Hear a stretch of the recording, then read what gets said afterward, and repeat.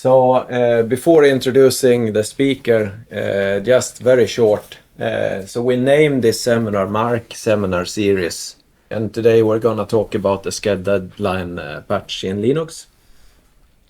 I'm the director of MARC, and as part of MARC we intend to host many great seminars, and today we have a very good opportunity to host the first one by Professor Tommaso Cucinotta from Scuola Sant'Anna in Pisa. And he's a really good expert in Linux, and he's gonna talk today about one very important mechanism or feature that we can use in order to enhance predictability of software running in Linux. So I know that you're gonna say a few words about your background, so I will soon let you start.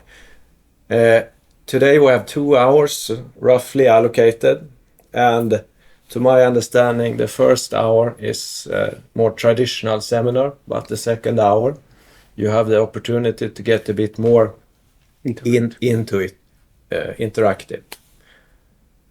And the seminar is being recorded, just so you know. Okay. So please, Tommaso. Thank you, Thomas, for the introduction. So welcome, everybody. I'm Tommaso Cucinotta from the Real-Time Systems Laboratory of Scuola Sant'Anna, and currently visiting professor at Menard-Allens University in Västerås. And I'm talking today about building real-time software on Linux using sched deadline. Part of the research and the activities I'm going to talk about stay a little bit under the head of the AMPERE European project, which finished just last year. So I acknowledge that. Maybe I should admit. Yeah. Oh, she will do that. No. So let's get started. For who doesn't know me, I got a master's degree in computer engineering from University of Pisa with a thesis around computer security as marker devices. I've been developing at the time an open source middleware for Java card-enabled marker devices under Schlumberger, which was one of the most producers of those devices at the time. Later, I got my PhD on the similar topics, and after PhD, actually, I started specializing in real-time systems at the TESIP Institute of Scuola Sant'Anna, where I've been working on real-time scheduling in the Linux kernel for enhancing multimedia and cloud computing, virtualized computing use cases on Linux. So I did this research for a while. Then in 2012, I left academia to start doing some more industrial research in Bell Labs. So as a member of technical staff in that company, while it was under Alcatel-Lucent, I've been dealing with security and performance of virtualized cloud software systems, especially with a focus on how you can run smoothly IP multimedia subsystems or AMS functions, which fall within the big topic of network function virtualization, which is a sort of private cloud for telco operators. After a couple of years, I joined, actually I dropped out of research completely, joined the AWS in the DynamoDB team, which is a NoSQL real-time data store for the cloud. And I've been dealing with real-time and scalability, real-time performance and scalability issues of the DynamoDB product in AWS. Since 2016, I'm back at the Real-Time Systems Lab of my Scuola Sant'Anna in Pisa as an associate professor, and I teach a number of courses related to real-time computing, security, cryptography, programming in C, C++, Java. I'm I'm member of a few PhD boards for a few PhD programs in the area of PISA, notably a PhD program at our university that deals mostly with real-time scheduling, real-time software, and more recently, artificial intelligence and cybersecurity. And another PhD, which we call the PhD in AI, that is a nationwide PhD program in which we which is jointly offered by University of Pisa and several other research institutions. Since 2019, I'm also coordinator of the Cyber Physical Systems Research at TESHIP, which includes the Real-Time Systems Lab. And since September 2024, voila, visiting professor at MDU. Okay, so I have a few modules in the seminar. So the idea is that actually you can be quite interactive. Whenever you have a question, feel free to stop me, ask me a question. Okay, and maybe we see. Probably it's not a bad idea to have a pause in between this. We'll be talking about motivations and background, real-time scheduling on general-purpose operating systems in Linux, how we improved Linux for real-time applications, specifically what is get deadline, but how we apply that to a few research activities we've been doing in Sant'Anna around virtualized computing systems, so applying that for virtual machines, for probabilistic real-time quantities, for adaptive real-time scheduling. So motivations first. What is real-time? Okay, you probably mostly know, but just in case, there's quite a number of different type of timing guarantees you may want to seek in different domains. In automotive, railways, and aerospace, we have what is called hard real-time, where timing constraints are fundamental. Sometimes they are safety critical. And these computational activities with the hard real-time constraints are used in a number of functions in nowadays modern cars, or several vehicles you can see in this slide, where you need to control engines, brakes, stability, speed, parking, trajectory, and a lot of other stuff that has to be controlled with clear and precise timing constraints, normally even at microsecond level in this case. In other use cases, we may be dealing with software that is controlling chemical nuclear plants, production industrial plants in automated factories, or even traffic control. And in these cases, you still have very tight real-time requirements. So often here also you have real-time requirements. Sometimes here you may have also safety critical requirements, sometimes not, depending on the use case. There's another area still in real-time that we call mostly soft real-time, where we span across multimedia, video surveillance, AR or VR, telecommunications, environmental monitoring. In all these cases, there are timing constraints that are there. However, if you miss a deadline in your computational activities, let's say normally it's not safety critical. And the other thing is that often the system keeps working anyway. Just missing deadlines results in a degradation of the offered quality to the end users. But still here, deadlines and real-time design may be important, because if you don't design the system properly and you have too often deadline violations, basically your system becomes unusable and people will not going to use them. So in other words, we can, with a well-known model in the real-time literature, we can define a utility function with time, that goes with time. Our utility function for a computational activity with timing constraints could have a shape like this, where the utility goes to 0 as soon as you miss the deadline. In this case, we talk about firm real time. And no real-time task doesn't care, so you don't have really a deadline. So whenever you have done, it's the same. A soft real-time task is a task where after you start missing the deadline, the utility of your computation starts degrading in a gracefully manner with several shapes, and that is just an example.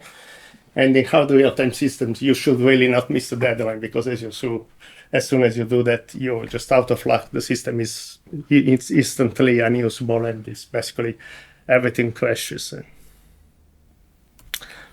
Okay, the focus here is mostly on non-critical soft real-time tasks that can be deployed in a general-purpose operating system, because mostly a GPOS is normally desirable and usable and feasible in the context we talk about. And this is, of course, as opposed to traditional hard certified real-time operating systems, okay?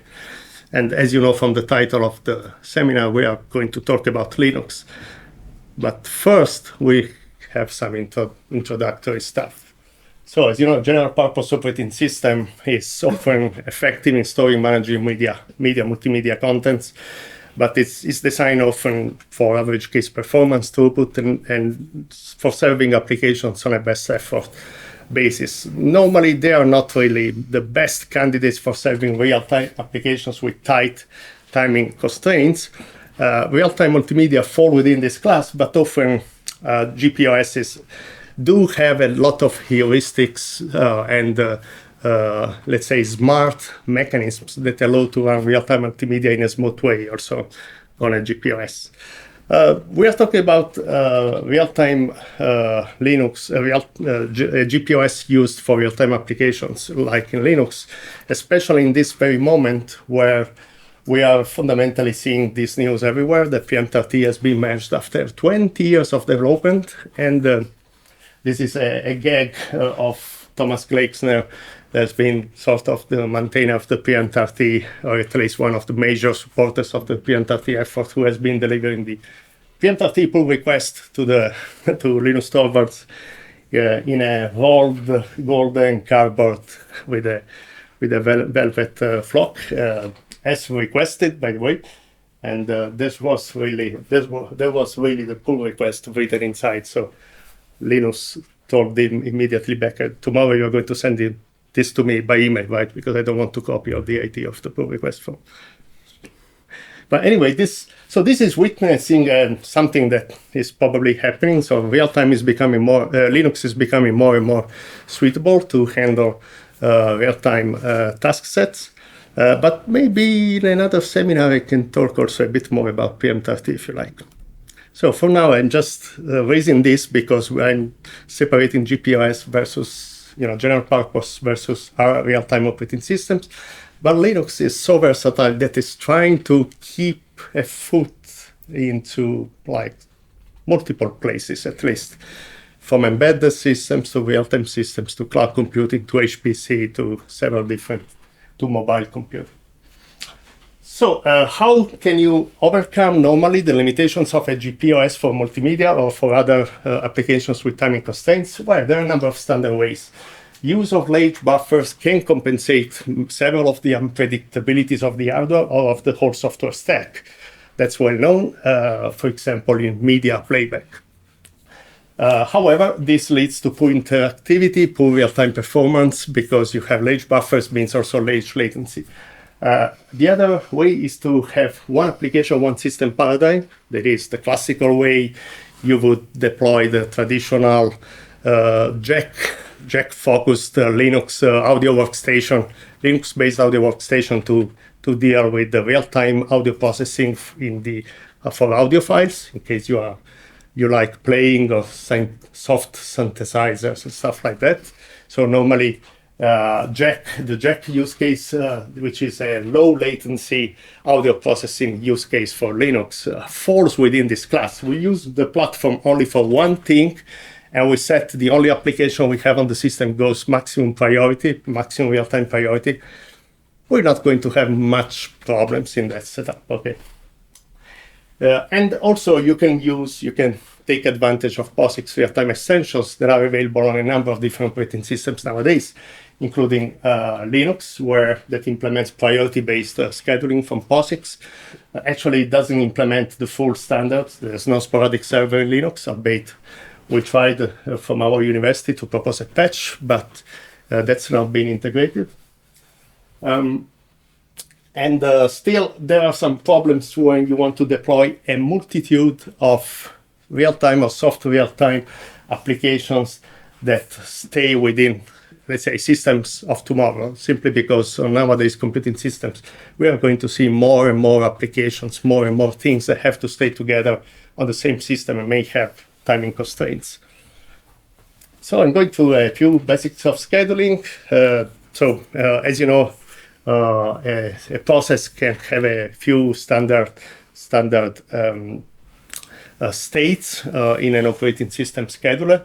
Once a process is started, it goes to a ready state where it's normally ready for execution.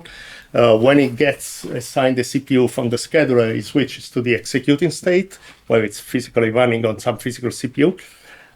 Then it can be either preempted by another process or another thread, so that the CPU gets preempted and assigned to some other process. In this case, our thread goes back to the ready state, or maybe the thread has to do some I/O networking, so has to do something blocking. So the thread blocks on a peripheral or waiting for some data from disk or something like that. Goes to a block state, but when it gets the data it needs, it will go back to a ready state. And this is mostly, let's say, the classical state diagram of a task in a nowadays operating system. I can already tell you it's not accurate. Probably you can still find this on the textbooks, but it's no more. I mean, I don't think any general purpose operating system really implements this. There are more states that just are not here. One classical way is throttle, but we will see it in a moment. Normally, the tasks that are sitting in the ready queue, those are here. Those are the ones that are ready to be scheduled. So the job of the scheduler is to decide which task to pick from the ready queue at any time to put on the available CPUs. And of course, it's not only one CPU. Nowadays, it's a number of different physical CPUs. In case you have any question, you can ask. Or in case what I'm saying looks trivial, you can also tell me to skip. It's up to you. Okay, I'm getting to the point. So the POSIX standard in the real-time scheduling part of the standard specifies a multi-queue priority-based scheduler where you are supposed to have a number of different priorities. So this is the minimum real-time priority, that's priority 2, 3, up to the maximum real-time priority. And on the bottom of at the lowest priority, sort of priority level, there are the non-real-time tasks. So the multi-queue priority means that whenever there is a task that is ready to run at a higher priority, that one is the task that is selected by the scheduler. And if at some point in time a lower priority is running on the CPU and a higher priority task wakes up from the blocked set of states and comes back to the ready queue, then the higher priority task can preempt normally the lower priority task from the CPU. So the running task will be placed back into the ready queue and the higher priority one will actually keep running on the CPU. Of course, with multi-core, multiple CPUs, the thing is much more complicated than this. I just want to mention again that this picture is mostly visible also again in textbooks, but it's a POSIX standard. So today Linux is not like this. There are at least 2 other classes, which I'm not showing here. But we will fix this in a moment. Okay, so what is typical problem of traditional real-time systems? We know that especially, one of the probably scheduling policies that's been studied the most in traditional real-time scheduling theory is fixed priority scheduling, when you assign a fixed priority to each task. So you get your tasks to sit in these priorities.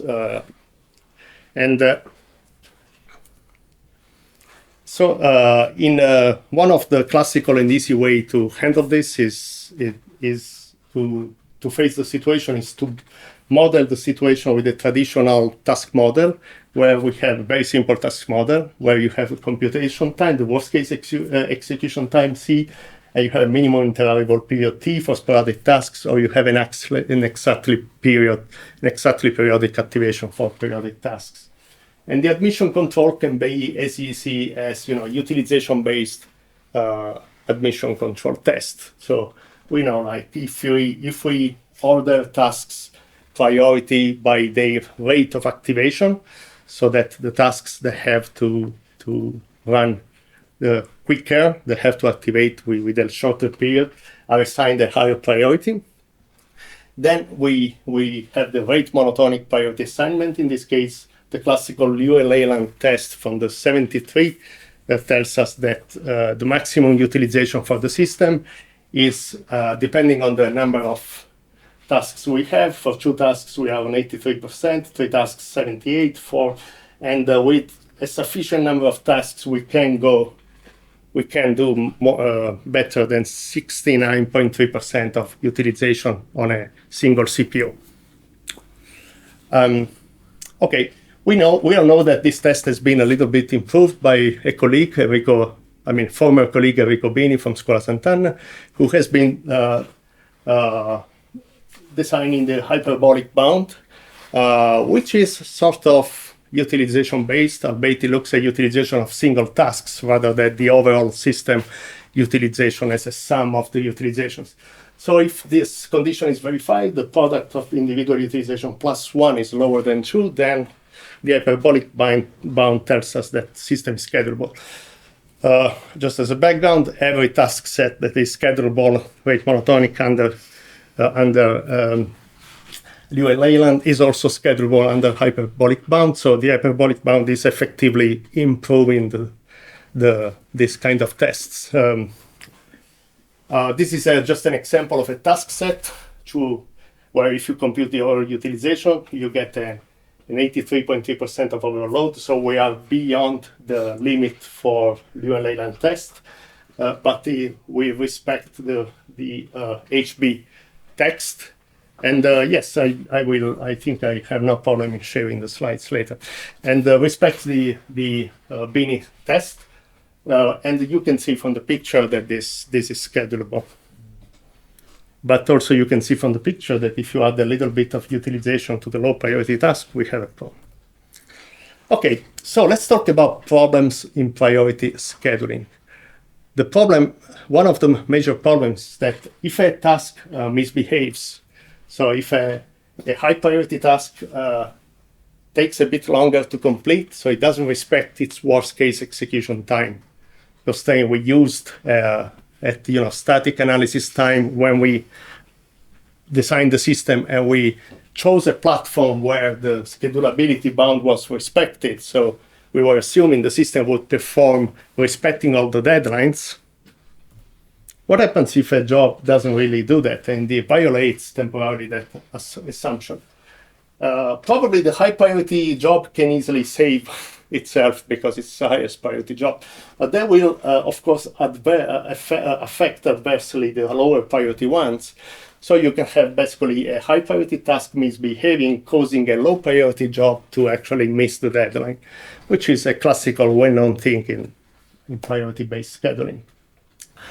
And this is also, let's say, a nice thing to have in many real-time systems, because the high priority task quite often could be the most critical. It has been assigned a high priority because it's the most critical. So this could be perfectly a good situation in a sense. However, often we are in situations where there are real-time tasks with different heterogeneous timing constraints that do not really have such a relationship of importance or criticalness among each other. They may be all equally important in the platform. So in that kind of system, this situation is not very good. In an alternative way of scheduling tasks is by deadline. And we'll see this doesn't fix anything, actually. In this case, the only good news is that on a single processor, we know that we can saturate the system with the whole utilization task set. So if we have the sum of all utilization of all tasks up to 1, then Liu-Leyland from the 73 demonstrated that we are safe. The EDF will schedule properly the tasks by letting all tasks respect their deadlines. But we have the same problems as for fixed priority. So if deadlines are respected only as far as the worst case execution times are respected, and things can go bad. So in 2 cases, when one or more tasks violate their worst cases, or their known design time worst cases, or one or more tasks behaves differently. For example, here in all these arguments I'm showing, I'm assuming that a real-time task waits for its period, becomes ready for execution, then it makes a complete execution till the end of the task. So, and then it goes back to sleep, so it does block, unblock, etc. So even if a task has some sporadic blocks, in a sense, it's not behaving according to the model, according to what we consider in our analysis. So even in this case, we may have a case where a task that is overrunning its worst case execution time may impact a task that is running below. This is running, with a least urgent deadline. To fix this, we have in the literature a number of reservation-based scheduling mechanisms, or server mechanisms. Sometimes they are called in the real-time literature, where fundamentally we have a scheduler that provides us with such a guarantee.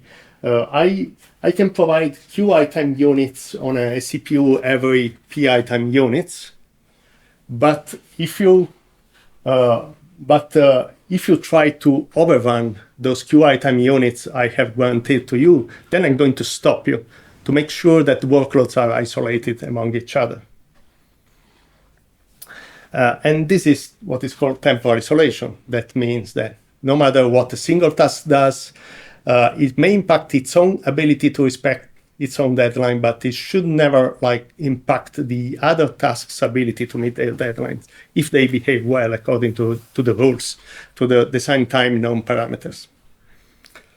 So this is a scheduler where we can see that it's a scheduler that has a utilization below 1, scheduled according to EDF, and it's also scheduled by rate monotonic, but it's just an example that actually fails both tests, but it's actually schedulable. So this is to remark that the tests we have seen here are just sufficient tests. They are not necessary. But also we can easily see that if we schedule any task set with a little bit more worst case execution time than 2 in the second task, then we'll see deadline misses in this picture. Now, the thing is that EDF may also break temporal isolation if it's not protected by reservation. So in this example, I'm having a bad job that in this time happens to be, this job would have the shortest deadline, but it's finished. So now this job has the shortest deadline. But if it's, running for longer than its design time of 5 units, then it can postpone arbitrarily the other job here. And so we are having a misbehaving job that is causing a deadline miss on a good job, on a well-behaving one. So it's the same problem with EDF. Indeed, EDF doesn't solve this problem. We can solve this problem with enforcing temporal isolation using a reservation-based technique. Indeed, in this example, if I assigned you 5 time units over 9, then while you are running, I need to start the timer, and once you are done with 5 time units, I need to have a mechanism to stop you, to say, okay, that's enough. You promised 5 time units every period of 9. After 5 time units, I'm suspending you so that I have other jobs that have a chance to run. And then I will restart this job at the next period. And you can see that with this trick, a misbehaving job is impacting its own ability to respect its deadline, not really the other. So we are having temporal isolation, but this is not enough. If we simply have a mechanism like this, which, by the way, would be easily done with a classical polling server, deferrable server, all these mechanisms, they have something in common. They were fundamentally implementing this in a way which, sporadic server is slightly different detail. There's another case that is also worthwhile consider, which is when a job actually blocks.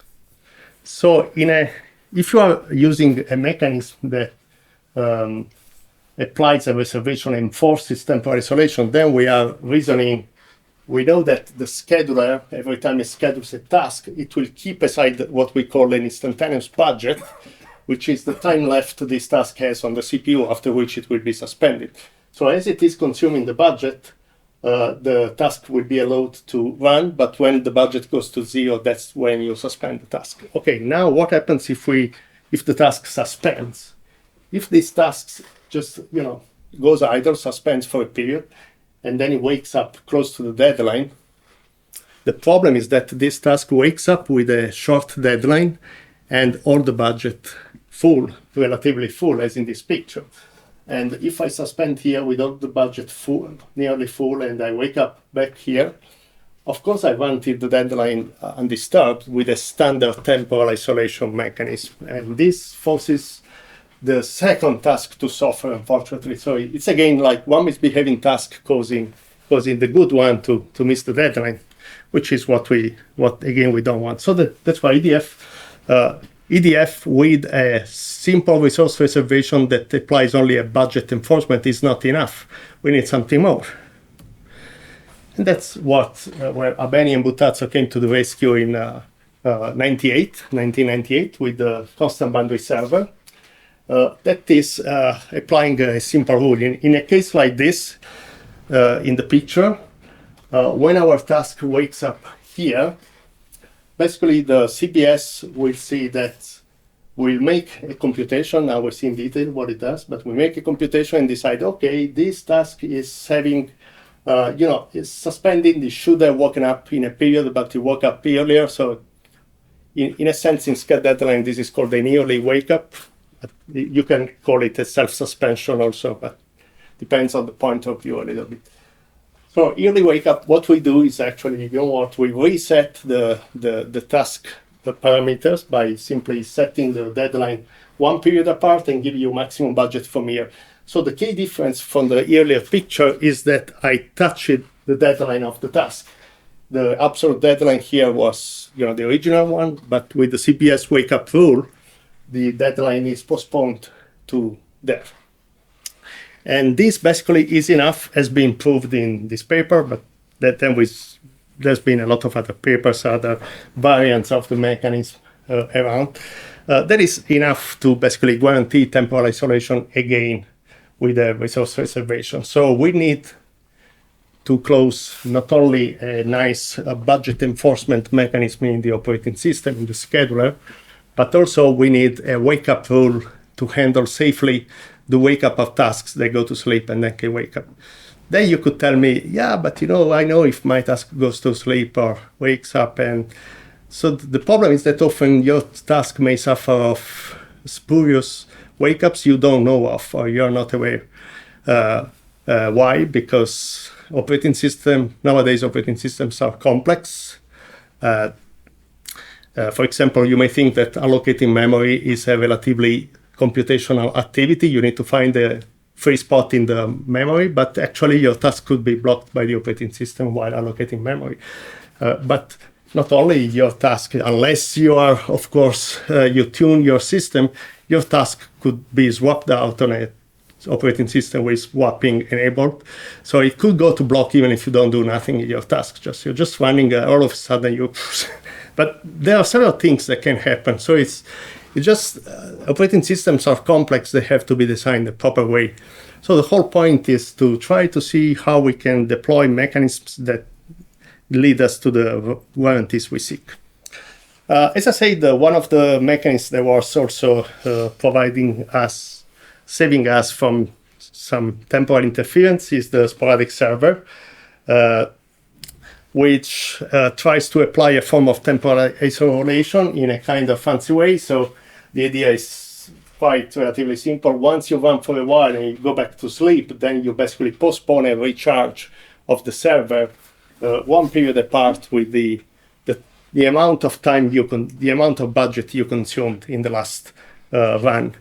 And this leads to a scheduler that in the sporadic server, once you exhaust the budget, instead of stopping the task, you simply degrade the task priority. You can degrade it to a lower real-time priority, which is common. And this allows you to make an analysis that is can reflect priority assignments, priority-based systems with the enforcement of the budget constraints and providing a form of temporal isolation. Still, this is applicable only to fixed priority systems. I'm having this slide uniquely because in a period of a student, Dario Fagioli, who implemented the sporadic server on Linux, he also submitted it to the list, went to talk to the maintainers of the scheduler about the sporadic server implementation, and that was not judged as something useful for the Linux community. So we don't have sporadic server in Linux. Do we have it in other operating systems? I used to remember something about Solaris, but maybe it's a long time ago. Okay, so now let's get a little bit closer to Linux. As we know, Linux is not a real-time OS. I don't know, it's considered a monolithic operating system, albeit device drivers. I mean, there's dynamically loadable modules, so it's not technically, you don't really load the monolith all at once. Right? It's in pieces, you can load on-demand stuff. So Linux has been undergoing a lot of temporal of enhancements in temporal behavior a long time. And these are only a few of them. So the kernel space code has become with time, and with time normally I refer back to the 2.4 age all the way to 2.6 kernels, all the way to nowadays kernels. So preemptability of kernel space code has been improving a lot over time. So kernel space code means when you do a system call, your normal process which is in kernel mode. So while you're in kernel mode, you can be, still able to be scheduled process, or maybe you cannot be scheduled. You're not preemptible. So you can configure Linux in a lot of different ways about preemptability while you are in kernel space, in kernel mode. You can still have voluntary preemption nowadays, but mostly from the real-time systems perspective, it's useful to consider the fully preemptive alternative that we used to have and the preemptive variant we have today. Over time, we've seen high-resolution timers being added. Remember, a decade ago, more than a decade ago, we used to patch the kernel, adding the high-resolution timers patch for all our research. Probably you did the same here. And nowadays, it's not needed. Linux has a nanosecond level precision on most of the hardware of modern hardware to handle time, post timers, and with some exception in some of the things in the kernel that are still driven by the tick. Chasing a removal of the big kernel lock, which was like a global lock that was freezing any other CPU, so it was a big scalability impairment. So this has been basically removed from the kernel in modern versions. The RCU primitives by Paul McKenney have played a key role in enhancing scalability of multi-core systems, because with this form of optimistic locking, you can avoid, basically you can have multiple cores working on a shared list. For example, the list of tasks in the kernel that is shared across all the CPUs.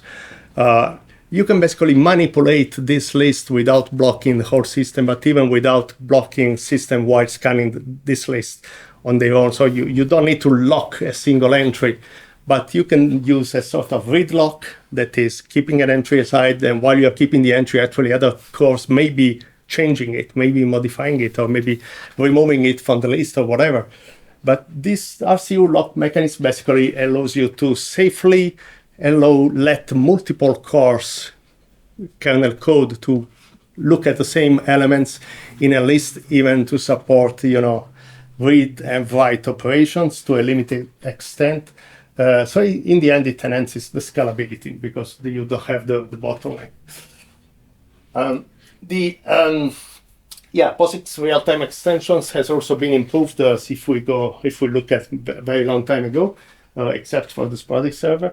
And there's been a lot of effort in moving code out of moving things to do out of the main hard interrupt context. So when you get an interrupt, you have the hard IRQ handler. In Linux, there's been a lot of work to basically try to do as little as possible in that moment, because you have IRQs disabled. And with IRQ disabled, you are not only non-preemptive, but you are also insensitive to external events, to other interrupts. And so this has been done with different deferred work APIs, which took the name of Tasklet, Bottom Half, Soft IRQ, and WorkQ, and perhaps even others. And the whole idea is that an IRQ handler does as little as possible to acknowledge the interrupt to the IRQ subsystem, but then defer things that have to be done to a later moment. And one type of deferred work, which has been systematically applied in PMTRT, is actually to defer work to a kernel thread, so that you will have a kernel level thread in the system that basically is responsible for finishing a part of the driver for driving a peripheral. The advantage of this is that a kernel thread can be a schedulable entity, so it can be under the control of a scheduler. So you can put even a real-time control task above a kernel thread that is responsible for USB, for some unimportant peripheral connected to your system.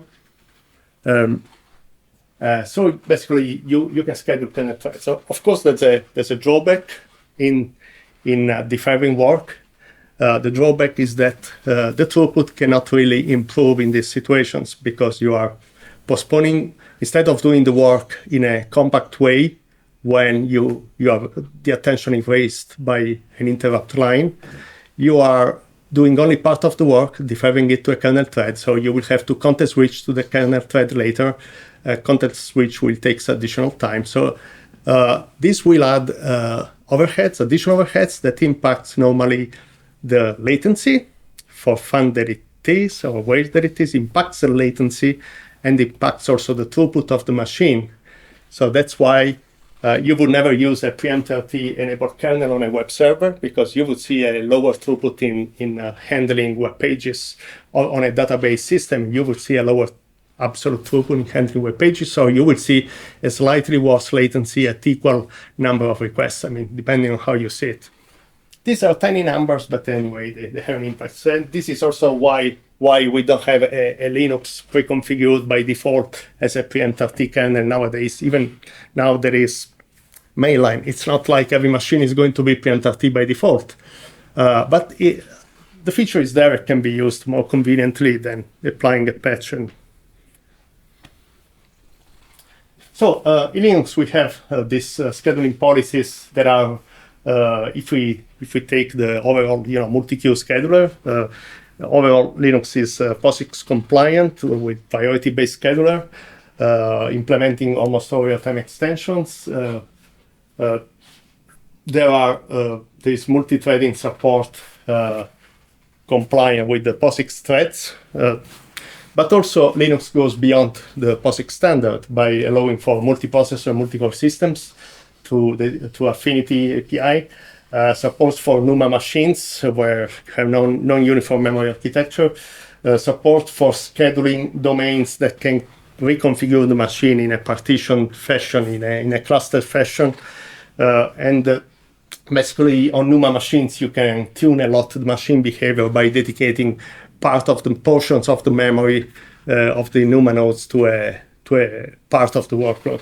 And that normally has a performance benefit.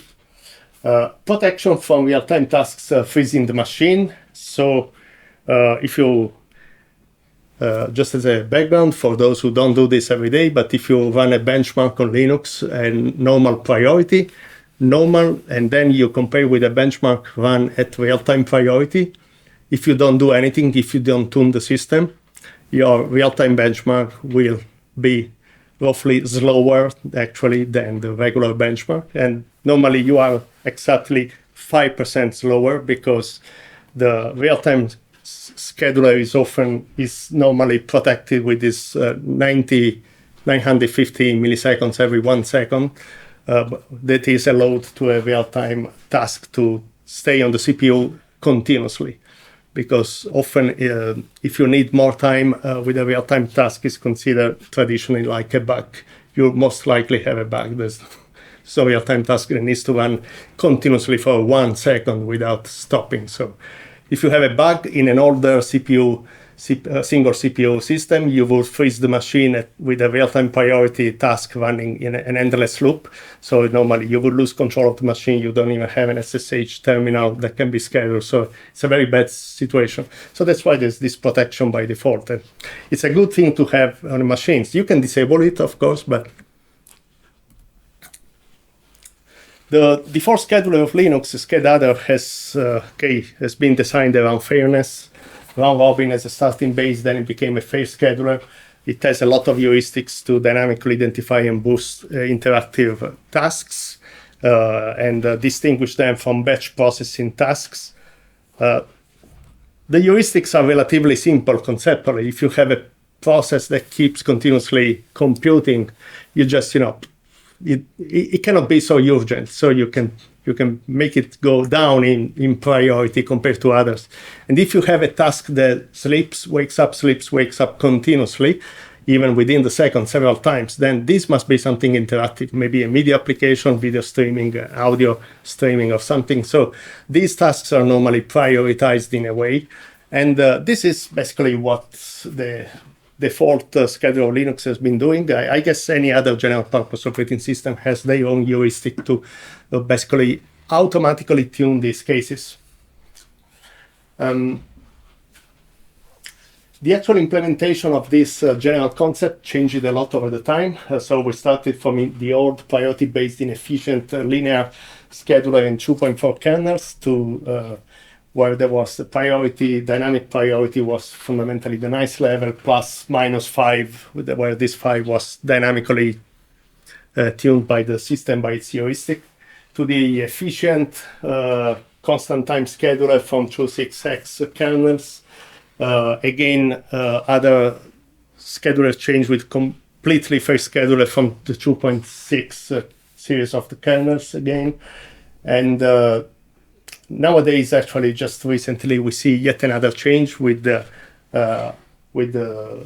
general scheduler Linux switching to the earliest eligible virtual deadline first, EEBDF, from version 6.6. So, well, basically, in the end, it's a sort of deadline-based scheduler, but the deadline is a virtual deadline that is computed dynamically by trying to pursue the round robin or fair share of the tasks over time, but also with the ability to tune the latency. So you have an API by which you can say, hey, I'm a task that has to have a lower wake-up latency. So in this tuning, basically, its virtual deadline tends to be shorter than the ones of the other tasks. Basically, that allows these interactive tasks in the end to behave better.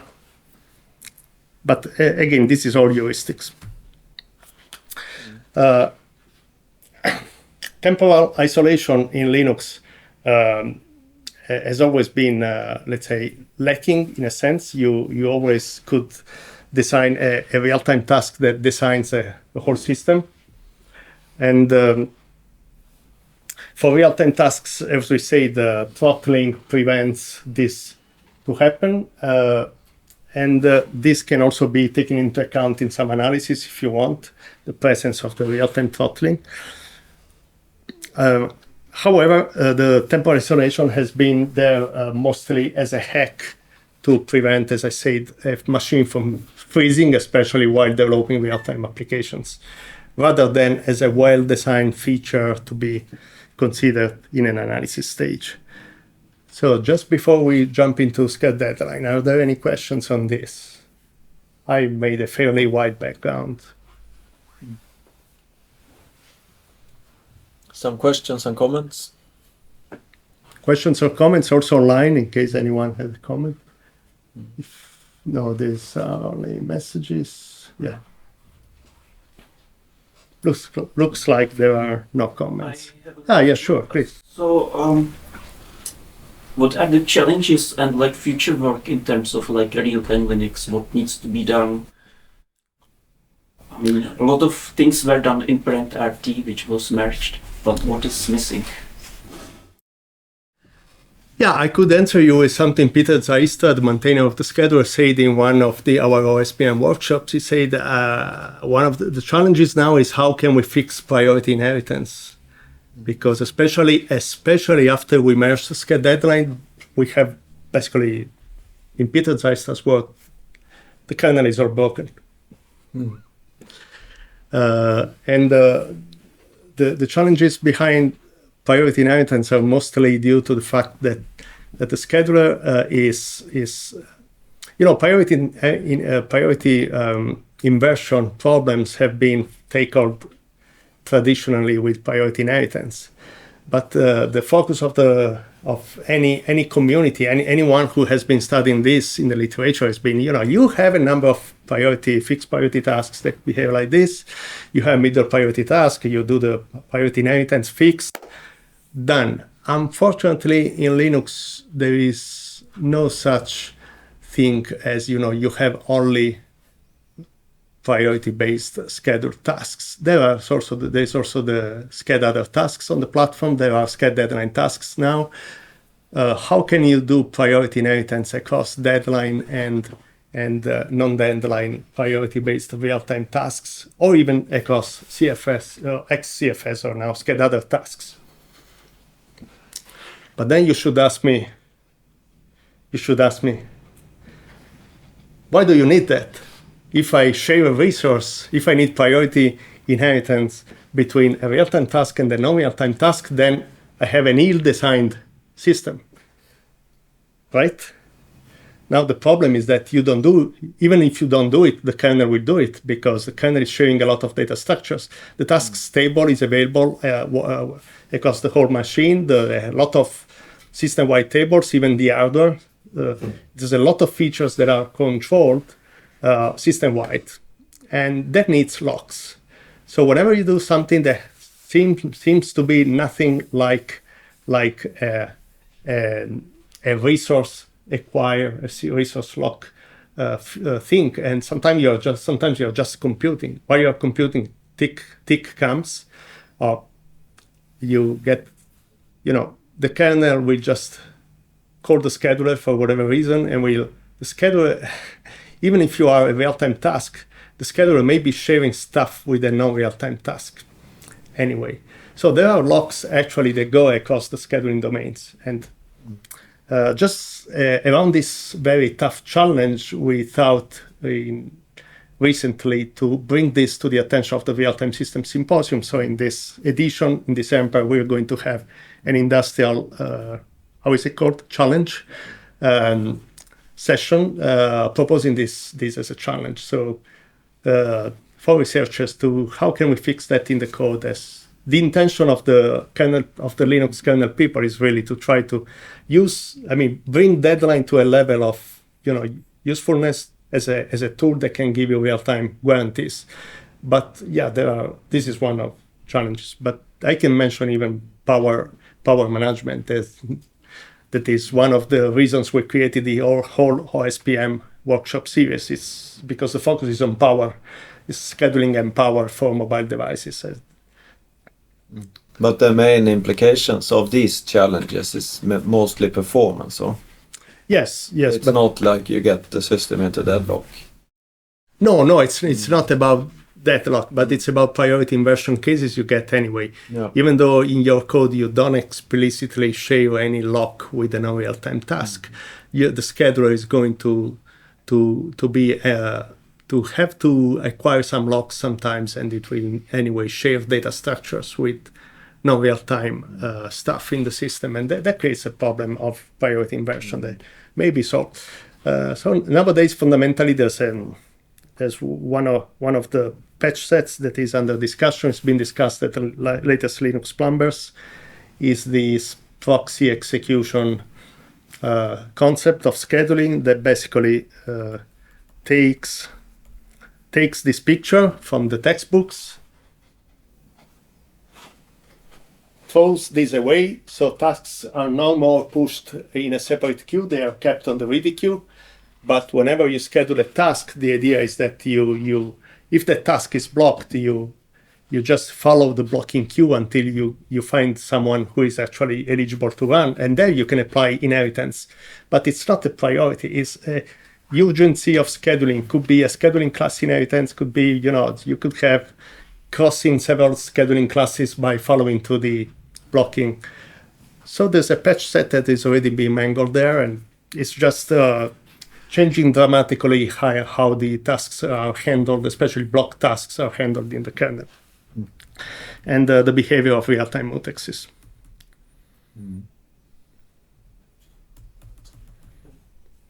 Okay, so back here, let's see what we did also from our lab perspective to make things a little bit better. You want to have a pause maybe for 5 minutes to stretch legs? You want? No, we're fresh, still fresh. You're still fresh? We keep going. Then we keep, no problem. So, at the Real-Time System Lab in Pisa of Scuola Sant'Anna, we've been studying a lot of mechanisms or techniques taken from the real-time systems theory to Linux, to a general purpose OS as Linux has been over the years, to improve the responsiveness and stability of performance in time-sensitive, especially multimedia applications. We've been investigating a lot with adaptive reservations. What if this, budgets, periods, we can change them dynamically? What can you do? What you can't do, etc. How you handle synchronization in these applications? How you can stabilize the performance even in presence of virtualized software layers, if you have virtual machines on the how you can isolate computing and I/O traffic for individual virtual machines, for example. Exploitation of multi-cores has been a challenge for quite some time, and also programmability of multi-threaded systems, distributed real-time systems. We've been studying that in collaboration with all these topics in collaboration also with several other groups in real-time systems, also thanks to European projects in the past. And this is just an example of some of these projects. So in the Fresco European project, we will be investigating how to realize an adaptive architecture that on Linux could handle single processor embedded systems or multi-threaded applications. And in this architecture, we fundamentally have been bringing forward an implementation of the constant boundary server that has been developed, as I would call it, as a research toy to write papers. So that the scheduler, the one with the brand Aquosa, which I implemented personally, has never been that stable. So the best tests I've been running, I was lucky basically if it was running 2 days running 2 days, 2 days with a server machine that was continuously spawning new real-time tasks and killing them abruptly, asynchronously. And also many of these tasks were actually doing heavy I/O like find / on the system. And they were also being abruptly killed by real-time tasks as well, both above the scheduling priority of these Aquosa tasks and below. So it was really a challenging scenario. But when I was doing stress tests like those, the system could, I remember it stood up the most for 2 days before panicking. And its major limitation, if you want to have fun on a paper, is that Aquosa never worked for multiprocessor systems. So yeah, those years, they were around 2010. Multi-core systems were starting to become evident everywhere. Still in the scheduler, I needed to disable multi SMP. There is basically the major non-stopper. Things changed in this project, EMOS. We've been developing a different scheduler completely from scratch. And luckily, you would say it's not being written by me, but by a student, a very good student I got at the time, Fabio Checconi. He's been then Later, he moved to IBM TJ Watson, and I think now he's in Intel, maybe, I'm not sure. And this scheduler was born with multiprocessor system. It was basically rewriting, completing the real-time throttling mechanism in the kernel by implementing the CBS in the main core of the real-time scheduling class. So it was like all merged within the realtime.c, rt.c, in case you know the sources of the kernel, sched/realtime.c. And the scheduler was basically replacing the real-time throttling with using a CBS constant bandwidth server, and was implementing a hierarchical real-time CBS scheduler, able to schedule real-time tasks at different priorities within each multiprocessor CBS reservation. So there was a very complicated scheduler. After more than, I don't know, hundreds of emails with Peter Zijstra and the code changes and code patches sent back and forth, this student got really discouraged. So he said, this is never going to the mainline, so you know what, I'm dropping there on the floor. And he finished, of course, his PhD on something else, still publishing and getting the PhD and whatever. But we used this scheduler. It was a really stable scheduler. Differently from mine, I had it continuously on my laptop. I used it for teaching. I used it also for student classes. I've never seen panicking that scheduler that was written by the student. Later on, or a little bit later than EMOS, we got a parallel European project starting. It was called Actors. And in that Actors project, we've been adaptivity and control of resources and embedded systems. I think there was our spin-off company, Evidence, in the project. There was also Ericsson in that project, and many others. In that project, in the end, at some point, we got other very nice students, among which was Fabio himself for some time. Then there was Dario Fagioli. There was Yuri Lelli later. There was even Mikhail Trimarchi. So I remember several names that contributed a lot into, okay, let's change. So, okay, this was a piece of crap, only SME. It cannot work. Scheduling hooks. In case you read the Yakosa paper, scheduling hooks cannot really work. This disrupt the real-time scheduling class, change heavily how it is done. And the major reason all these kernel developers didn't like it is that you are entering too much invasively into the real-time scheduling class. But we use the real-time scheduling class for industrial use cases, for example, for industrial control. You don't want really to change a bit of that because it works. It works in a number of use cases. You can't really. So it was too much invasive. So here the students came, okay, we need to write a completely new scheduling class so that we stay, in terms of code, we stay aside from the production people who are using Linux heavily, and especially the real-time class is being used heavily by some people in the industry. So we don't really tiptoe on their feet. So the new scheduling class was born that I think originally was called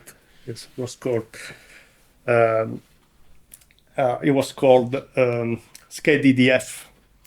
Later on, it became SCHEDDEADLINE. However, this scheduler is much simpler than this, because this one has no hierarchical capabilities. You can schedule only a single task, where you can attach a reservation to a single task, and that's all you can do. At the beginning, a SCHEDDEADLINE task was not able to fork, so a fork will return immediately error, a pthread create will return an error. Then later on, there was a variant. I will say it in a moment. I provide a few more details. So it was a very simple scheduler, probably key to its success with kernel developers, because it was a simple idea, easier to understand than a complex hierarchical real-time scheduler that was more difficult to analyze, more difficult to understand, more tricky to implement, especially too much invasive, that was changing too many things in the kernel. But now this slide is here to let me understand, to show you, okay, what is SCHEDDEADLINE about. So I'm having a very simple demo, still visible. Classical demo I show to people.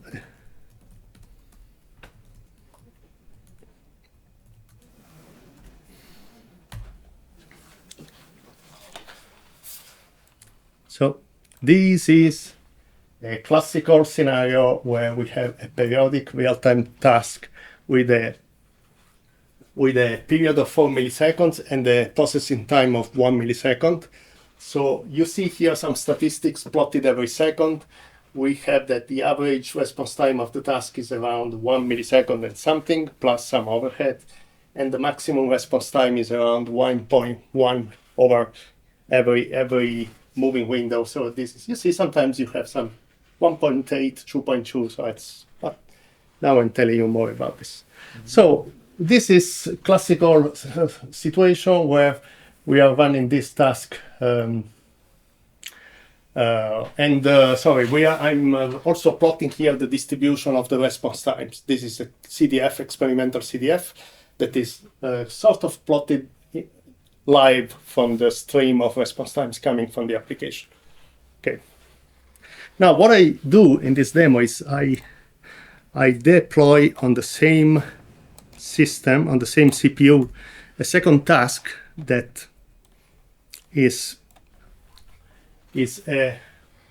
another periodic task with a simple period 10 times as much, is 40 milliseconds, with an average requirement of 10 milliseconds. And yeah, you can see that we have this. So this task has a responsiveness that stands around the 10 milliseconds it needs. And I'm highlighting on this plot also the deadline of the tasks. So this former one had a period which is also a deadline 4 milliseconds. Second one has a period and deadline 40 milliseconds. And as you can see, if I'm starting the second task, which is a lot more relaxed, it's only a 40 milliseconds period, and on the same CPU as the first task, the second task runs well, the former one goes really bad.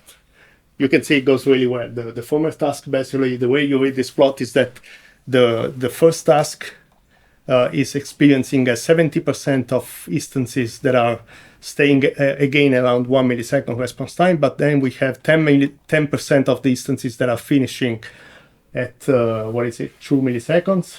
Then you have other 10 milliseconds instances finishing over the 4 millisecond deadline. So there are overall 20% of instances that are missing the deadline. But then you will see also there's a 10 millisecond of instances that are even beyond twice the deadline, 8 milliseconds. So I'm having 10 milliseconds instances even beyond twice the deadline.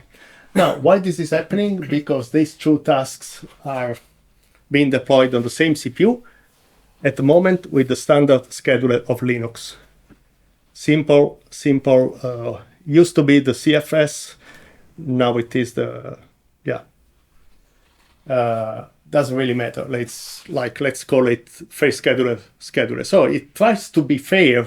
And in this case, the heuristic of the kernel are not really managing to distinguish properly the timing, the interactivity requirements of these two tasks. They are being treated fundamentally as fair, and this is not resulting in a good performance for the task with the tighter constraints. You see that I'm not stressing the CPU a lot. So how much am I stressing the CPU here? 1 divided by 1 over 4. Plus the other 10 over 40. Yes. So it's a quarter plus a quarter. It makes half of the CPU. So I'm not really stressing much the system. Now, if I do this, I will show something that denses, but also to do it properly, I need to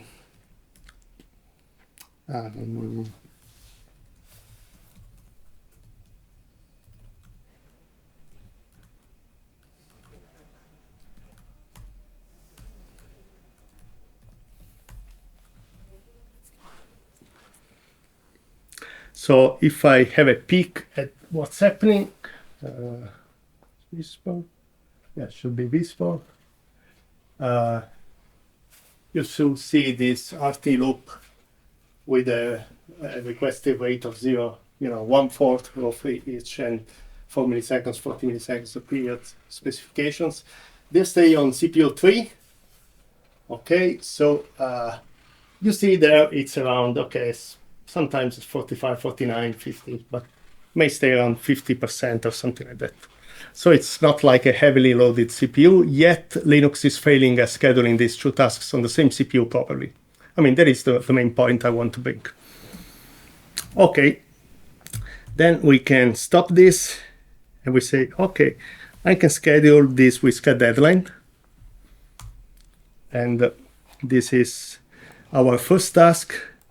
So you can see that with scheddeadline, the first task is scheduled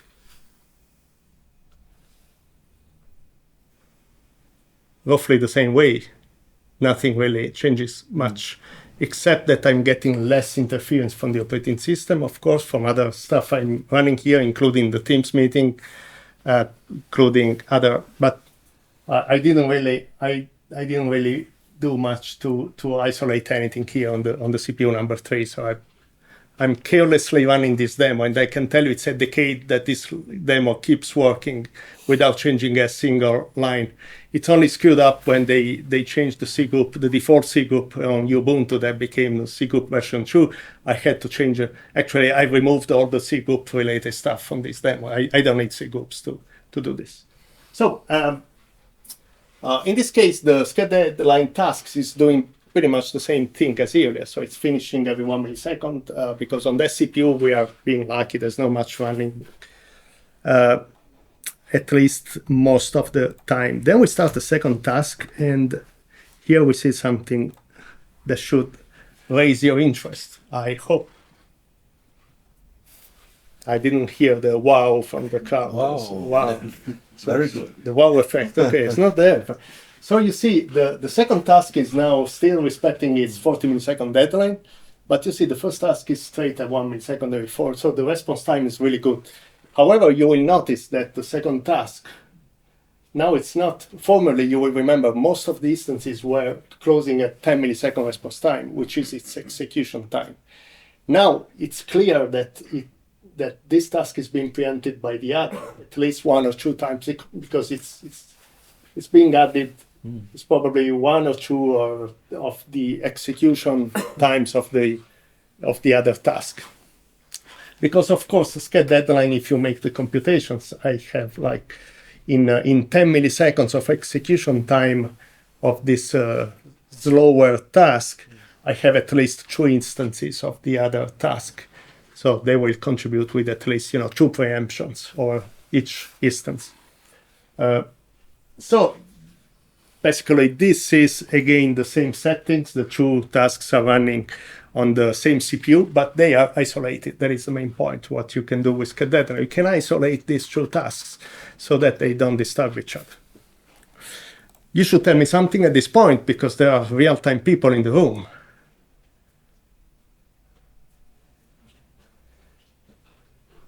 You should tell me that, okay, if the utilization is so low, because the overall utilization of the CPU is 0.5 roughly. So that means this task set can be easily scheduled using rate monotonic. Yeah, let's try. What's RM? We can schedule it with rate monotonic and still obtain the same identical effect, nearly identical effect, but it's being scheduled now by fixed priority and the POSIX scheduler with rate monotonic rather than scheddeadline. We can go back to our here to check what's going on. I hope it's, yeah, you will see it's like -3, -2. These are the 2 priorities we are assigning to the 2 real-time tasks. So yeah, this was the part of the demo left to check the interactivity of the crowd, of the audience. So yes, in this scenario, this is very simple. So we can schedule this with rate monotonic in an easy way. Still, the major point of deadline here, even in a stupid scenario like this, you have an advantage with deadline, which is when I deploy task A, I deploy it with its scheduling parameters without knowing anything about task B. When I deploy task B, I deploy it with its scheduling parameters without knowing much about task A. And then, of course, when I design the system, I need to know the overall utilization of the whole, everything that is running, of course, but that means it's easier to basically design in a component-based system. If you look at some of the recipe that you find online for a jack low latency audio setup for Linux, you will start finding endless hints into what you have to tune at what real-time priority in a Linux box.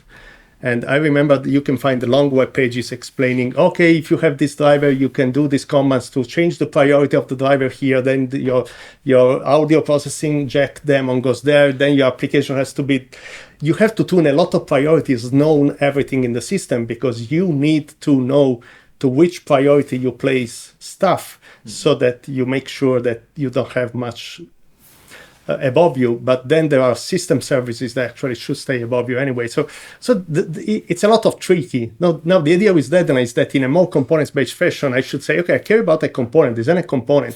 I deploy it. Once I figure out, which is the toughest challenge, how I figure out the runtime. Normally the deadline, I know it. The deadline and period comes from the application domain. In an audio streaming application, in an audio processing application, is normally the period by which I need to talk to the audio card, to the sound card, to give it a buffer or fetch a new buffer from there. So I know the period, but the runtime is challenging, and it's one of the pains in using SCHED-deadline practically. But the whole point is that once I do that, I can design my component in isolation without caring much about what else is on the system. With priority-based systems, it's a whole pain of tuning priorities.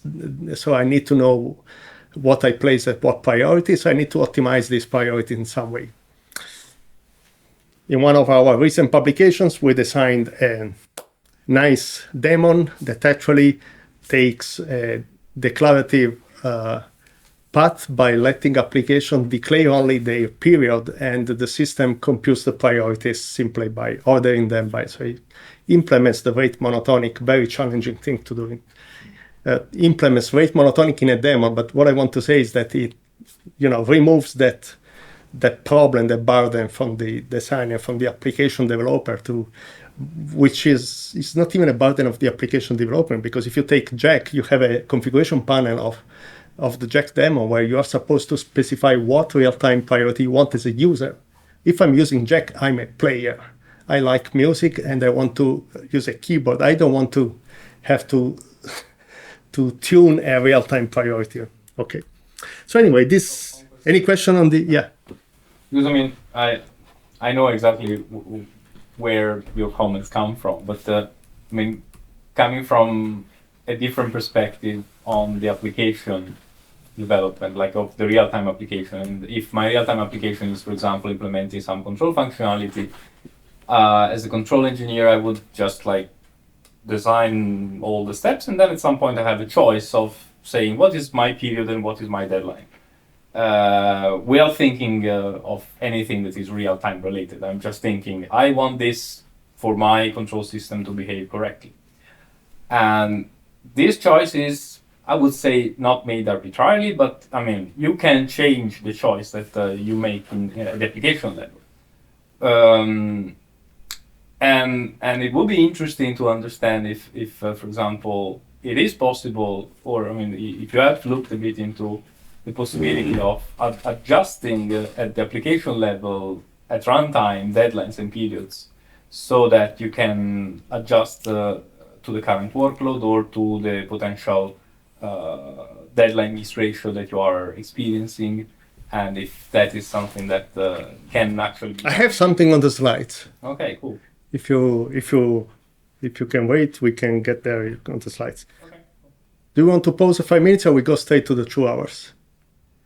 I think we're going to fill. Yeah, let's use maximum utilization. Okay, let's maximum utilization. So I will move forward with my, wait a second, let me cool down my system, or it will skew up in a very,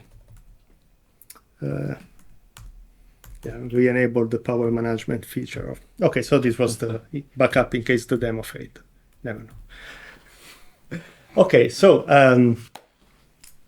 I just wanted to show what you can do. So you probably woke up a little bit, I hope, and now we go what is actually doing sched deadline. So the API is very simple. It requires a runtime and deadline period to be specified by the user, and the sort of semantics with the kernel is that the kernel would guarantee you the runtime you specify every period, but within a period, this runtime is guaranteed on the CPU by the deadline, by the relative deadline you specify. Okay, like I want 10 milliseconds every 20 by 20 milliseconds deadline, but I'm going to wake up every 100 milliseconds. Next example. You can change this behavior with the number of flags you can specify. So one flag is used to know when I got a budget exhaustion, if the task is throttled by sched deadline because I overran the budget. Then when I wake up on the next, when I wake up is incorrect, but when I unblocked in the next instance, I get a signal, a budget overrun signal by the kernel, which I can use to whatever I like. Reset on fork is the flag that was added to, because as when we basically to specify if I want a pthread create or a fork from a sched deadline task, what I want to actually do, if I want it to fail miserably as it used to be, or if I want the child to go sched other by default. So it's there. We reset the scheduling policy to sched other in case you specify the flag. Otherwise, you get a failure on. The reclaim is instead the activation of the GRUB, the greedy reclamation of unused bandwidth, the GRUB feature, as designed by Luca Beni, Claudius Cordino, and others.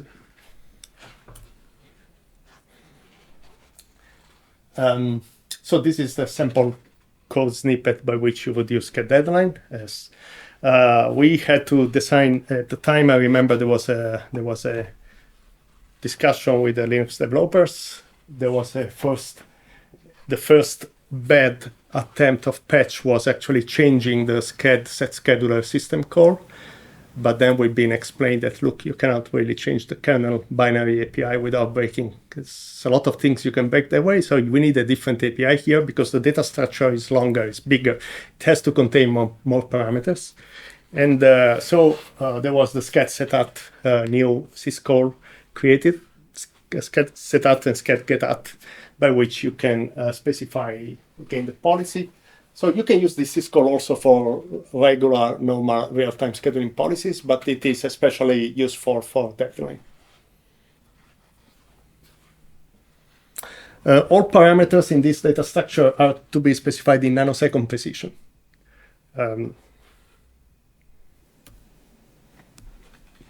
Okay, what is the default with sched deadline? Well, it's well documented. By default, it will implement global EDF.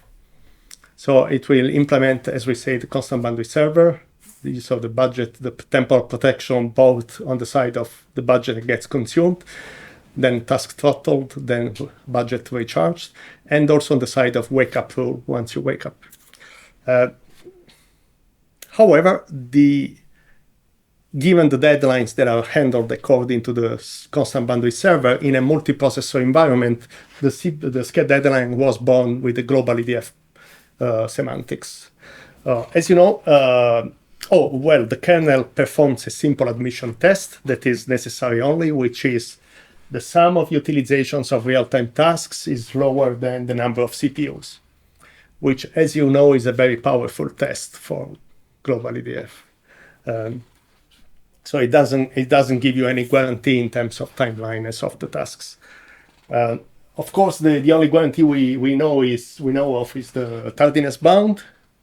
In this area, I have to confess I'm not an expert in the theory, so there may be bounds better than that around, but I'm not sure this was one that actually was known when I did these slides. So, we know that there is a simple sufficient test we can run to assure schedulability of globally scheduled DDF tasks with sched deadline, which is fundamentally a test that makes sched deadline or multiprocessor useless. Because that test is basically saying you can't use more than one CPU. It's a little bit hidden, but it's basically there. When Umax starts going high, if you have a heavy task with a high utilization, this test is telling you can just use a single CPU. That is why, in the end, the way we mostly use sched deadline, at least in research, in a lot of scenarios and use cases, is use it in a partition in DF fashion. So you can reconfigure sched deadline so that it can actually work as a partition ADF scheduler. And in that case, you know that we can use the Liu and Leyland schedulability test that is necessary and sufficient. And we can theoretically saturate the whole platform with sched deadline tasks. To partition the system, we can either create per CPU root domains using the CPU set, cgroup CPU controller, so the cgroup CPU set controller. And or a much easier way to do that is to disable the admission test sched deadline, which is obtained by writing -1 to the RT runtime US limit for the real-time throttling. And after that, you can just use task affinity, and that is much easier. If you don't do that, sched deadline doesn't play well. If you don't disable the admission test, sched deadline doesn't let you use affinities. So a sched deadline task cannot be set with if the syscall, the sched set affinity syscall would fail on a sched deadline task, or the other way around, a sched setup system call to set the sched deadline scheduling policy would fail if the task doesn't have a default affinity mask. But you can still partition the system using root domains, so exclusive CPU sets. You can also have fun in using sched deadline with a cluster globally DF fashion, with a cluster as a way in between partition. Then we have some experimental comparison of the performance of this in a very long paper with Yuri Lelli, who is nowadays a maintainer of co-maintainer of sched deadline code base in the kernel. So in that paper, we showed on a 20 cores machine, so with a hyper-threaded disabled, it's 20, not 40, so a 20 cores machine. We made experiments measuring the performance you get, the response times you get in these setups if you do partition DDF, optimizing the placement, if you do global EDF with all default settings and what Linux does by default, or if you have cluster DDF, also there you have to optimize the placement.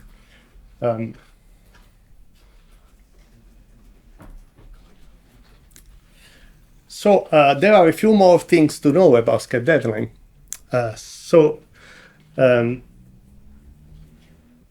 Maybe one of the most important ones that was added by Daniel Bristow once he started to work seriously. Daniel Bristow has been a senior kernel principal engineer in Red Hat, and he's been doing a PhD, and I have only the privilege to be his PhD advisor almost by chance. He's been working, by the way, on his PhD on something relatively orthogonal, so on the runtime verification of the kernel behavior, of the correctness of the kernel behavior, using automata. But also he's been an engineer in Red Hat in charge of making sure sched deadline was usable, let's say, according to the Red Hat standard for Red Hat Enterprise Linux. And once he started to work on that, I remember he was coming and complaining about a bug in sched deadline every week mostly. And among the things he found relatively soon was that with the original CBS wake-up rule, if we were using sched deadline with deadline different from period, which is where he started hammering with his test cases, because we've been using for so long, the CBS with deadline equals period. Just at some point you don't care too much about. So he's been hammering his test cases on deadline different period, and he was showing that you could break temporal isolation with the original wake-up rule. CBS was not safe. It's not designed with deadline different from period, at least with the original rule, because basically you could maliciously simply block, unblock in a certain pattern, and it's documented on the LKML. It's actually in a commit on the Git Linux repository. It's well commented. You could maliciously block and block and basically take more than your assigned bandwidth easily. Anyway, actually he found that if we applied the theory that was already there, revised wake-up rule of Benny Lipa in 2015 and Lely, you could actually fix the situation. The wake-up rule is very simple. Is instead of when I have a yearly wake-up I showed you earlier, and you remember I was moving the deadline one period away, I was resetting the sched deadline parameters, the CBS parameters. Instead of doing that, what we do is we try to keep the current deadline, but we scale the runtime left. We just throw some runtime left in the trash because we decrease it to the maximum amount that is safe to still have with the current deadline. Okay, so it's basically the runtime left has to be lower than the bandwidth originally granted times the time to the deadline. And with simple rule, basically you actually cannot break the temporal isolation now. So now CBS is behaving very well. So the weirdness we have in sched deadline nowadays is that when deadline is different from period, the behavior of the scheduler changes because it switches to the revised CBS wake-up rule. And if you have deadline equals to period, you still have the original wake-up rule there in the code. Just be aware of that. Maybe your analysis or whatever you're doing may change a little bit because of this. Okay, another thing another feature is that there is a power-aware feature embedded in the code base, which is implementing the GRUB PA, the GRUB power-aware reclamation mechanism by Scordino, Benny, Lely from 2018. So this is relatively simple. If you enable if you have the schedule util governor and the utilization you have a set of sched deadline tasks on a platform that has CPU frequencies reaching capabilities. So what happens is that when you scale down so once your total utilization is, let's say, 0.3 with real-time deadline tasks, but your 0.3, but that would be 0.3 a maximum frequency. So that means that if I scale down the system to half of the frequency, the utilization would be 0.6 roughly. So that means basically I can go and choose the minimum frequency that keeps the system schedulable, and that is what GRUB PA does. So it works alongside the schedule util governor by basically exporting from sched deadline a metric that says what is the overall utilization, normalized utilization of sched deadline tasks. And that's used to decide to block basically the frequency so that you don't go below a minimum frequency, otherwise you break schedulability. They implemented and evaluated this GRUB PA as well? Yeah, there's papers. There's a journal paper I can hand you over about that. Oh, the theory is very easy to understand. I just wanted to know if it translated well. Yeah, also we studied its effectiveness in some projects on big little architecture. For example, with ARM, we used to have some industrial projects with ARM, and we've been evaluating effectively how that plays well with multimedia applications. If you like, I can share also some papers we did on the topic on focusing on Android, on an Android use case of running low latency audio applications on Android. And there is a joint paper that happened to be co-authored by even people from the Android team from Google working on the multimedia, besides people from ARM and others. I can send you a link to the paper. So anyway, there is this power-aware real-time scheduling feature. The other thing to know about this is that Once a task is scheduled on one CPU that is running not a full utilization, but at a scaled down utilization, the runtime is consumed at a different rate. So it's like the runtime left is kept as a quantity that is, the original runtime is an amount of time normalized to the full speed CPU. But if I'm running at half of the speed, the CPU, basically I'm consuming my runtime differently. So that is to be just the way it works is fundamentally that theoretically it stands even with dynamic CPU frequencies, which is across in the middle of a task instance. Anyway, more details can be found in this paper that is studied better. Other thing to know about sched_deadline is that it is the only scheduler changing dramatically the semantics of sched_yield. This system call has been for long used by basically when the kernel was not really that preemptible. Linux was not such a preemptible operating system. And it's traditionally there in POSIX to still support old schedulers that don't really have preemption.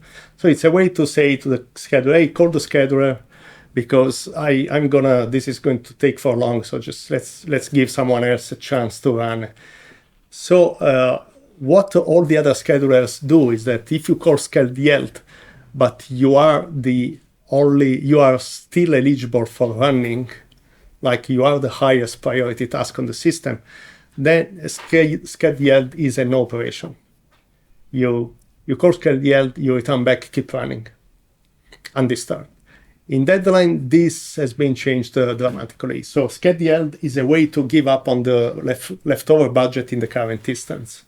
So when we call sched_yield, we tell the kernel, look, I'm going to suspend till the next budget replenishment, till the next period. So it's a blocking. It's a call that will block me till the next period, and it's been designed like that because one of the reasons the syscall was changed that way was that it was giving the user space a way to synchronize with the kernel space, because the kernel has its own absolute deadlines, it has its own periods, recharging period, and this is all handled in the kernel. It's somewhat hidden from the user space.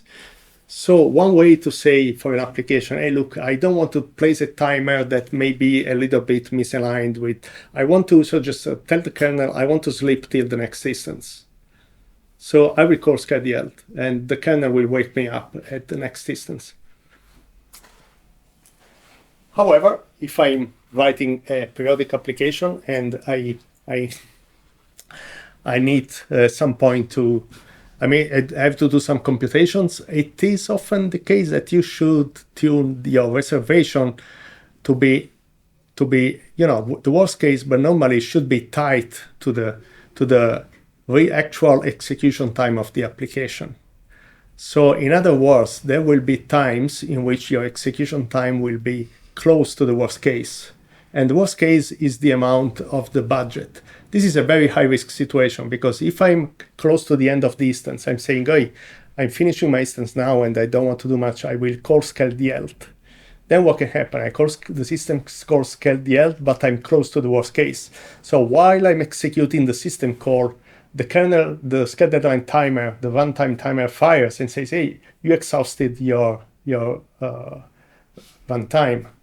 Okay, then I'm throttled till the next instance. And when I wake up from throttling, guess what happens? The kernel will let me go, and it will complete execution of the sched_yield system call, giving up the budget of the new instance.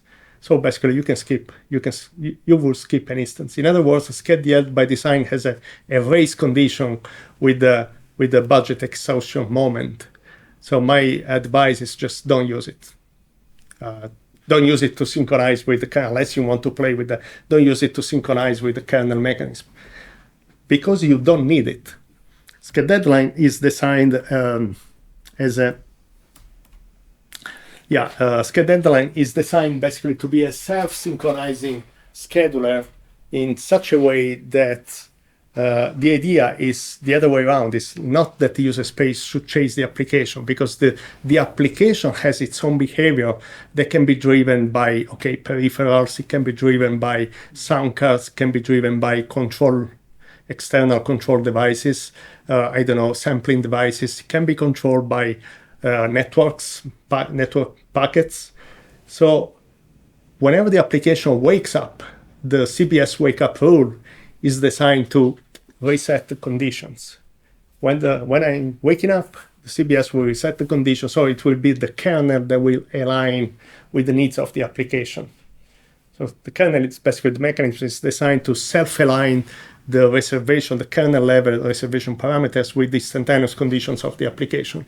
If the application sleeps anomalously for 15 seconds, the kernel doesn't care. I mean, when you wake up, you restart afresh, thanks to the wake up rule from when you wake up.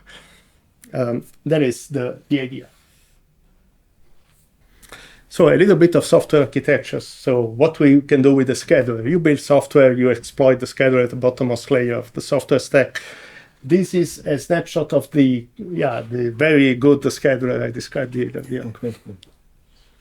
So there was a major weakness in this. That was trying to build the scheduler relying on a very minimal invasive patch we used to call the generic scheduler patch. Was basically a set of hooks, a set of function pointers that could be rewritten by a kernel module, and then the kernel module would actually be called back whenever those functions were called. And these were hooks into the scheduler. The major problem is that doing a logic like this, it was not easy to keep track of the locks, all the locks that are done, all the locking machinery that you must have in a multiprocessor scheduler. But that was the idea. So there was a generic scheduler patch, there was the idea of scheduler implemented as a kernel module. And in this architecture, there were a number of control primitives, so dynamic reservation primitives, as well as supervisor logic. They were realized as kernel modules. So we were allowing dynamic changes to the scheduler, but you can do it also with scheduling today. You can do a syscall, and you can change the runtime, and you can change your period if you like. So you can change dynamically your parameters. In this architecture, we were allowing that there was an API that was slightly more sophisticated. I could specify not only a single runtime, but I could specify two runtimes. So one was the minimum runtime I want guaranteed from the kernel, and that was undergoing the Llewellyn-Leyland's single processor schedulability test. But I could also specify a desired runtime that could be higher. So with the desired runtime was granted to me in an opportunistic manner, in a best effort manner by the operating system using this supervisor module. There was actually rescaling this extra runtime that was granted to the reservations dynamically depending on the application currently running on the system. Then on top of this, we had a QoS manager module that was also deciding how to change dynamically the requirements to the applications. And this module was basically built with two major components. What we call the predictors. There was supposed to be simply a small relatively easy and quick function that could estimate the execution time of the next instance. It could be the execution time, it could be the average execution time, or it could be a high percentile of the next instance per execution time distribution. So we normally had the predictors implemented simply as either moving average estimates, running average, or it could be a percentile estimator over a moving window. It was classical implementation. The peculiarity of the Aquos architecture was that it could allow these modules were simple C functions. They could either stay in user space or stay in the kernel space. You could compile them seamlessly between the two. And there were a few advantages in compiling the whole feedback loop logic in kernel space, because you could do it with saving the system cores, doing that dynamically, saving the system cores. The FB module was actually the controller. So the idea was that based on the prediction on the next job execution time, I could decide dynamically in a controller how much runtime to assign based on a control theoretical framework. At that time, I think we published it, for example, at CDC, but it was a decade ago. Then, as I said, this could be compiled data in user space or kernel space. There was a library accessing the kernel functionality. And then on top of this, we could realize real-time tasks. So for example, in the Fresco project, we implemented the Fresco API that was designed by the group mostly the API was designed by Miguel Gonzalez Arbor, Cantabria, and that was implemented in different operating systems. So we provided the Linux implementation of top of Aquosa back on the time, but I think there was an implementation on maybe it was Xenomai at the moment, so other RTOSs actually. So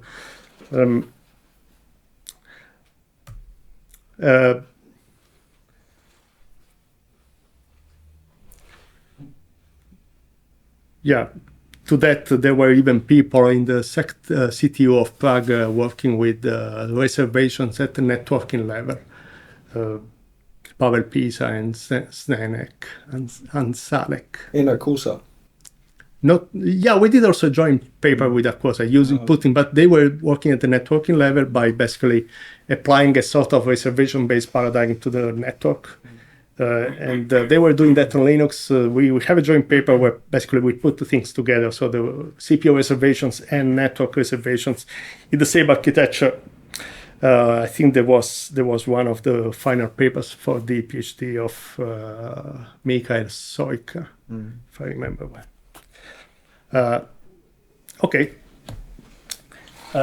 Besides deadline, we have, as I said, a lot of different schedulers that fail to go. It's evident from my presentation. It's not only deadline, it's the mainline Linux kernel, from kernel version 3.14. It's running in your Android smartphones if you have one, and it's all fantastic. But we have a number of schedulers that fail to be included in mainline kernel. And one of those that I'm mostly proud of is this UMOS scheduler that was implementing ADF-based scheduling, again with the hard CBS reservations, but with the addition of the hierarchical scheduling feature so that you could attach multiple tasks to the same reservation. By the way, this feature was also there in this architecture, in the Aquosa architecture. It was actually a multi-task hierarchical scheduler where you could place multiple real-time tasks in the same reservation. And one fancy feature of this was that you could place basically, you could decide what is the real-time priority at which Aquosa tasks were scheduled, and then you could have fixed priority tasks below that priority that would be preempted by Aquosa tasks, or the other way around, you could have fixed priority tasks at higher priority than the Aquosa priority. So those would actually preempt the reserved tasks. So you could basically decide, but there was peculiarity of that. Back to UMOS, this was born with SMP enabled, absolutely multiprocessor reservations. It was still, so in UMOS, by design, the CBS reservations were not scheduled globally. They were scheduled in a partition way. So when you created a CPU reservation, something you were doing through the cgroup file system here, there was no system calls. To the cgroup file systems, you had to create fundamentally a group in which you would decide which are the CPUs in which you want to run this real-time reservation group. And on those CPUs, you would get a CBS reservation that was sticking to the CPU, to the physical CPU. So there was no migration of the reservations. However, within the multiple CPU reservations deployed on different physical CPUs belonging to the same group, we were simply running the fixed priority real-time scheduler of POSIX, of the POSIX class. So basically, to give you an example, what was happening in this scheduler is that a real-time task could consume the budget on one reservation of the CPU. Then when the budget was over, it could be migrated to to a CPU where there was still budget, and then it consumed the budget on the second CPU. Because there was in the design, basically, you could have a multi-CPU reservation that could be used by multiple tasks with different priorities. And of course, the idea is that only the top priority real-time tasks were those that were actually running within the CBS reservations of that group. And then the CBS reservations were scheduled via EDF, partitioned EDF. So here, as I said already, a few of these things, we replace real-time throttling, changing the real-time scheduler class. We use cgroups as an API. There was no system call actually handling the mechanism. It was all done. All the interface was cgroup based. It was efficient for SMP because as we didn't need any global, there was no need for, so it was all independently run queues to be scheduled independently, albeit then the fixed priority scheduler would actually migrate tasks. But this, let's say, there was no globality in the CBS logic, differently from scheduling that has push-pull primitives that have to push-pull across all the CPUs. When you schedule globally EDF, you need to push a task when a task wakes up and you have all CPUs busy. You need to push on the CPU with the deadline that is the farthest away. So I think this was already in the concept. I don't stress it. We used it. We used some of these fancy schedulers in a number of projects. These are some experimental results where we've been running Aquosa with an old kernel, also old architecture. And the whole idea is that in the end, you by measuring the response time distribution of the tasks.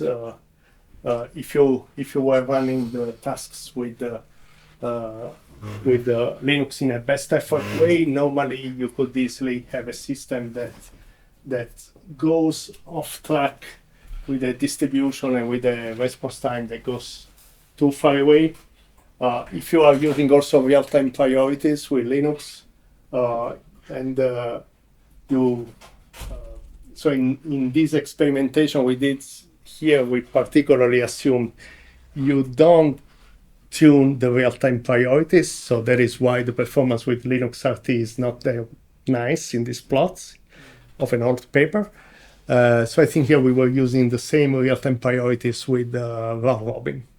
Okay, this was by using a course. Of course, you could get much stable reservation. I can add. But you could tune. You could tune round robin. So of course I will use properly here. Linux RT was a little bit used in a fancy way, in a roughly way. But it was showing anyway the stable stability of the scheduler. This is basically the similar argument. Okay, this is more interesting. A few years later, we came also to implement bandwidth inheritance on first implementation by Dario Fagioli was his master degree thesis in he implemented that in Aquosa, and later he made a better implementation a better multiprocessor implementation in Linux. And bandwidth inheritance is simply how you handle the priority inversion problems. So if you have multiple tasks from different reservations that are waiting each other on locks, so the major problem is that you need to decide not only what is your urgency to run, and the urgency to run in this context can easily become an inheritance of a deadline rather than a priority. I can inherit a shorter deadline if the task that is waiting for me to release a lock has a shorter deadline than my own deadline. So I can inherit a shorter deadline. But then I will break temporal isolation with other tasks on this CPU unless I also inherit the scheduling context. So the idea is that I should make in such a way that I'm consuming the right budget while I'm inheriting the deadline. And actually, this becomes a whole mess when you are on multiprocessor systems with tasks that lock the weight onto each other's locks on different CPUs. So when you get in these scenarios, fundamentally, the problem is that you need to migrate tasks to handle the situation properly if you are on different CPUs. If you are on the same CPUs, priority inheritance is not enough, but bandwidth inheritance means you inherit also the runtime that has to be depleted, and that works so you can temporarily isolate. But if you are on different CPUs, the lock owner and the lock owner that is running and the task that is waiting, they are on different CPUs, you have a problem, because in that way, if you inherit the shorter deadline, you're going to break temporal isolation on the local CPU. So one way to handle this is to basically consider in the paper is fundamentally this is done in a safe way by introducing an analysis that is properly considering the interference. I'm realizing I'm going short of time. So I think in terms of, we left virtualization, but I think real-time virtualization could be an excellent topic for a follow-up, especially if you are interested in real-time Kubernetes and real-time OpenStack, which we built on top of scheduling. Just as a concluding remark, I can tell you that whatever the other patch set we have nowadays, also in open source, some of you already used it here at MDU, is the hierarchical CBS, which we call it nowadays, is fundamentally a redo of the EMOS principles, is a redo of the same concept, but on top of scheduling as it is nowadays. And so it is still exploiting the same the scheduling infrastructure, but adding features to, and that's also been submitted to the Linux kernel mailing list, but back at the time it was a little bit invasive, and but nowadays maybe things are, we'll see what happens. I don't want to say anything. But we have a lot more than this, so we've been using scheduling for a lot of different papers. So just this seminar for now was a starting seminar. I thought to keep it a relatively easy level. I know also from Thomas, you've been recording it in case you have students, even undergraduate students, maybe they get interested in the topic. So, but I can show you also how we applied it in recent research on real-time packet scheduling, on real-time containers, and even real-time virtual machines in a lot of different recent papers. Great. So thank you, Tommaso, for giving us this presentation and a little glance into the different research projects and results that you have been engaged in over the past decades, and important contributions to the Linux implementation as well. I think we may have time for some question, but then as indicated by Tommaso, I think there will also be follow-up seminar maybe in your next visit. Yeah, I'll be happy to. There may be some requests for Kubernetes seminar and stuff like that I'm aware of, but don't hesitate to post a suggestion to Tommaso or me in case there's anything particular that you would like to have a seminar on, and then you can also, of course, just contact him. But for now, any direct questions? I have a question, maybe it's a bit off topic, but Sure. it's more relative to security, because you also work in security. Is it a problem, the fact that by knowing the scheduler, one process could try to break real time by allocating tasks in a certain way, fake dummy tasks just to break real time? So I don't know, is this do you think it's a problem? Oh. Yeah, yes, it is. So I was claiming in an RTAS paper I wrote, basically it was a paper on describing this component here, the supervisor, in this picture. And so I made it as a security focused paper. The idea is, it was exactly how you can break actually all the guarantees you should get from the kernel in several different ways. So for example, one critical thing there was, it's relatively straightforward, but if you were able to create a reservation with very small very small scheduling delay, very small scheduling parameter, then you would create a thunderstorm of context switches on the platform to have like context switches every handful of microseconds by basically making your platform useless. Now, this is something that is actually a problem. In another demo I had, actually really at the times of a course, and another demo I had a simple user space unprivileged application that I was running. And actually that application was simply spawning threads that were randomly sleeping for a few microseconds, waking up, sleeping. So they were implementing this sort of DOS, denial service to the system. And when you were running this unprivileged user space application system, basically you could freeze everything, even the mouse pointers. Your system was becoming completely, apparently unusable.